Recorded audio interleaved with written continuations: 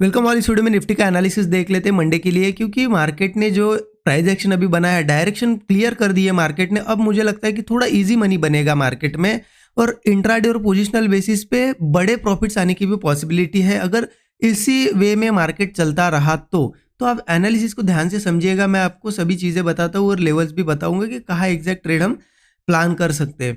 सबसे पहले देखिए, उसके लिए हम चलते हैं डेली चार्ट पे, क्योंकि डेली चार्ट ऐसा चार्ट होता है कि वहाँ पे चीज़ें एक स्टोरी क्लियर हो जाती है हमें। क्योंकि मार्केट अपने आप में जो चार्ट बनाता है ना, अपने आप में एक स्टोरी होती है उसकी कि एग्जैक्ट करे क्या रहा है। क्योंकि मार्केट हमें नहीं पता मार्केट में क्या चल रहा है, लेकिन चार्ट से समझ में आ जाता है कि नीचे जा रहा है, मतलब सेलर्स का प्रेशर था, फिर बायर सेलर बायर, तो एक रेंज में था। अब मार्केट ये रेंज निकालने के लिए रेडी हो गया है। वो कैसे पता चल रहा है, उसके लिए देखिए मैं एक ट्रेंड लाइन मार्क करता हूँ।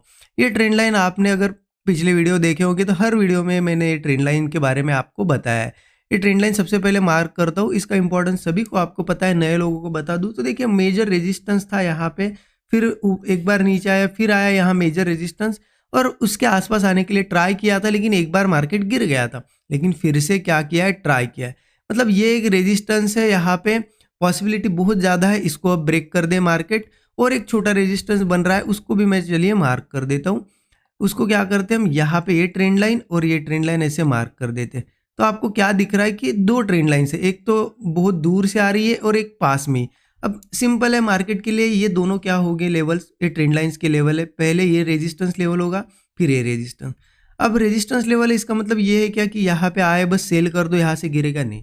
रेजिस्टेंस का मतलब ये होता है कि अब इतने दूर से मार्केट जा रहा है तो उन रेजिस्टेंस के पास कुछ सेलर्स आएंगे, कुछ लोग प्रॉफिट बुक करेंगे, तो थोड़ा रुक सकता है। हो सकता है थोड़ा बहुत रिट्रेस भी करे नीचे, ठीक है, या हो सकता है डायरेक्टली ब्रेक भी करे, ये भी पॉसिबिलिटी है। तो रेजिस्टेंस के पास इतना ध्यान रखना होता है कि यहाँ पे अग्रेसिवली जाना नहीं होता है जब तक रेजिस्टेंस नहीं निकलते हैं। रेजिस्टेंस के पहले अग्रेसिव जा सकते हो, रेजिस्टेंस पे आप थोड़ा प्रॉफिट वगैरह बुक कर सकते हो, इसके बाद अगेन अग्रेसिव जा सकते हो। अब अगर प्लान करना है हमें तो क्या करना है, यहाँ पे देखिए बहुत सिंपल है। मार्केट ने क्या किया था, यहाँ से ऊपर गया, ठीक है, एक दो दिन देखिए यहाँ पे क्या किया, सेलिंग का प्रेशर था 2 दिन, मतलब एक रिट्रेसमेंट थी, क्योंकि ऐसा मार्केट कंटिन्यू जाना भी पॉसिबल नहीं होता है। और मैंने क्लियर आपको बताया था, ये फ्राइडे का दिन है। क्लियर क्या था फ्राइडे के लिए बताया था मैंने कि जैसे ये हाइज निकलेंगे, ये 2-3 जो हाई ये निकलेंगे तो एक ग्रीन कैंडल यहाँ से बनेगी और यहाँ से भी और एक तेजी से ग्रीन कैंडल बन सकती है। अब पॉसिबिलिटी बहुत ही ज़्यादा है कि ऐसी ही कैंडल बने, लेकिन देखिए ये मैं आपको पॉसिबिलिटी बता रहा हूँ प्राइस एक्शन बेस्ड, मतलब चार्ट अभी क्या दिखा रहा है उसके बेस पे।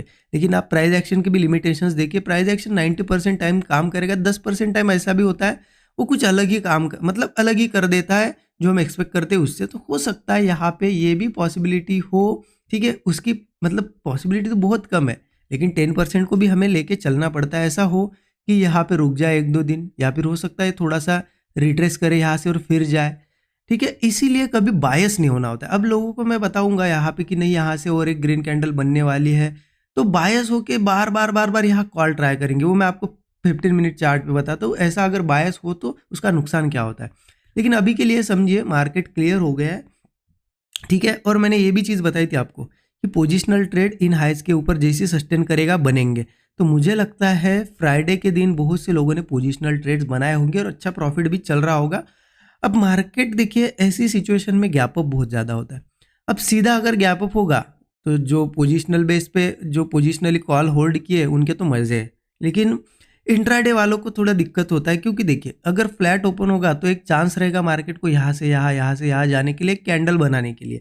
लेकिन वही गैप अप होता है तो क्या होता है, गैप अप होगा फिर यहाँ रेजिस्टेंस से हो सकता है फिर एक इंडिसिजिव कैंडल बने, या फिर गैप अप के बाद यहीं पे साइडवेज होके ट्रेड करे। तो इंट्राडे के लिए गैप अप की सिचुएशन उतनी खास नहीं है जब तक फिर ये रेजिस्टेंस निकल नहीं जाता। अगर गैप अप के बाद सीधा सीधा इस लेवल के ऊपर गैप अप हो या फिर ये रेजिस्टेंस निकाल दे दोनों ट्रेंड लाइन का रेजिस्टेंस, तो फिर क्लियर है मार्केट। तो इंट्राडे के हिसाब से तो हमें लग रहा है कि यहीं पे ओपन होना चाहिए, ठीक है। और पोजिशनल वालों को तो लगेगा कि गैप अप ही हो। लेकिन दोनों सिचुएशन में क्या करना है वो हम देख लेते हैं। लेकिन सेलिंग क्या कर सकते हैं, यहाँ पे देखिए जो क्लियर कट प्राइस एक्शन है कि मार्केट एक बार इस ट्रेंड लाइन के इतने पास आया, लेकिन यहाँ से क्या हुआ, मार्केट नीचे आ गया ट्रेंड लाइन टेस्टने के लिए, लेकिन अब फिर से वापस आ गया। अब यहाँ पॉसिबिलिटी बहुत ही ज़्यादा बन गई है कि इसको टेस्ट करें। अब ऐसे में यहाँ सेलिंग करना मतलब ऐसा हो गया कि सीधा सीधा हम पूरी ये जो रैली चल रही है उसके अगेंस्ट जा रहे हैं। तो सेलिंग तो मैं प्रीफर नहीं करूंगा यहाँ पे, ठीक है। हो सकता है मैं आपको बता रहा हूँ ना कि 90% टाइम प्राइस एक्शन काम कर सकता है, 10% टाइम हो सकता है अलग करे कुछ यहाँ सेलिंग की भी कैंडल बने, लेकिन प्राइस एक्शन अभी जो दिखा रहा है उस हिसाब से तो हमें सेल नहीं करना चाहिए, ठीक है। मैं 15 मिनट चार्ट पे बताता हूँ आपको कि फिर एग्जैक्ट करे क्या हम। देखिए 15 मिनट का चार्ट ओपन कर दिया है, आपको क्लियर दिख रहा है ऊपर रेजिस्टेंस है, रेजिस्टेंस की लेवल्स भी बताता हूँ मैं। लेकिन सबसे पहले समझिए कि मार्केट अगर इन केस फ्लैट या गैप डाउन होता है बहुत अच्छा रहेगा बाइंग के लिए। अगर फ्लैट या गैप डाउन होता है और कोई भी ऐसा एक सपोर्ट क्रिएट हो जाता है मार्केट में और उस सपोर्ट के ऊपर सस्टेन करता है ना, मतलब वो सपोर्ट ब्रेक नहीं होता है और ब्रेकआउट बनाता है ऊपर के साइड, फिर वो एक बहुत ही अच्छी अपॉर्चुनिटी होगी कॉल साइड की, ठीक है। अब मैंने आपको बताया अभी मार्केट कुछ अलग भी करता है। मान लो हमने कॉल लिया यहाँ पे, ठीक है, अच्छा चला, बहुत बड़ा प्रॉफिट बन जाएगा। फिर इन रेजिस्टेंस के हमारे टारगेट्स होंगे। रेजिस्टेंस कहाँ पे आ जाता है, 25,380 का एक लेवल है, ठीक है। 390 कंसिडर कर सकते हो, 390 पकड़ लो और ऊपर का रेजिस्टेंस आ रहा है 25,430, ठीक है। लेकिन देखिए अब ऊपर ही जाएगा ये समझ के बायस हो जाओगे ना तो उसमें नुकसान है, ठीक है। क्योंकि देखिए मान लो कोई बायस हो गया कि नहीं नहीं ऊपर ही जाने वाला है, तो वो क्या करेगा, ब्रेकआउट पे वाले ट्रेड लेगा। अगर वो ट्रेड फेल होगा फिर से एक ग्रीन कैंडल लेगा, फिर से ट्रेड ट्राई करेगा, फिर से एक ग्रीन कैंडल, एक तो फिर अपोजिट जाएगा, बड़ा लॉस होगा, या फिर साइडवेज में उनको फंसा देगा मार्केट। इसलिए बायस नहीं होना। देखिए कितना भी व्यू हमारा स्ट्रांग है, हमारा काम क्या होना चाहिए, 1 से 2 ट्रेड ट्राई करना। मतलब अच्छा एक सेटअप बना, यहाँ पे एक बुलिश ट्रेड ले लिया, चला अच्छा तो ठीक, अगर एसएल जाता है तो एक्सेप्ट कर लेना कि हाँ ठीक है। वो मार्केट आज 90% में से काम नहीं कर रहा है, प्राइस एक्शन जो 10% टाइम फेल होता है ना उसमें चल रहा है मार्केट। समझ लो कि कुछ हमारे अगेंस्ट जा रहा है, अगेन एक आध अच्छा सेटअप बना, ट्राई करो, फिर से फेल होता है, 1-2 छोटे-छोटे एसएल ले लो और एक्सेप्ट कर लो और क्लोज कर दो सिस्टम। आप अगर लड़ोगे मार्केट से तो फिर कभी भी सक्सेस नहीं हो पाओगे मार्केट में, ये चीज़ ध्यान रखना। मार्केट में जितना जल्दी समझ के चीज़ें एक्सेप्ट करोगे उतना अच्छा रहेगा, ठीक है। तो ये समझ लीजिए अगर फ्लैट वगैरह गैप डाउन होता है तो हमारे लिए एक अच्छी अपॉर्चुनिटी है। सीधा गैप अप होता है ना तो क्या होगा, ये जो रेजिस्टेंस है इनके पास थोड़ा बहुत तो टाइम स्पेंड कर सकता है। तो क्लियर तो ये होगा कि एक तो गैप अप के बाद 390 के ऊपर सस्टेन करे, या फिर बड़ा गैप अप होता है तो 430 के ऊपर जाके सस्टेन करे।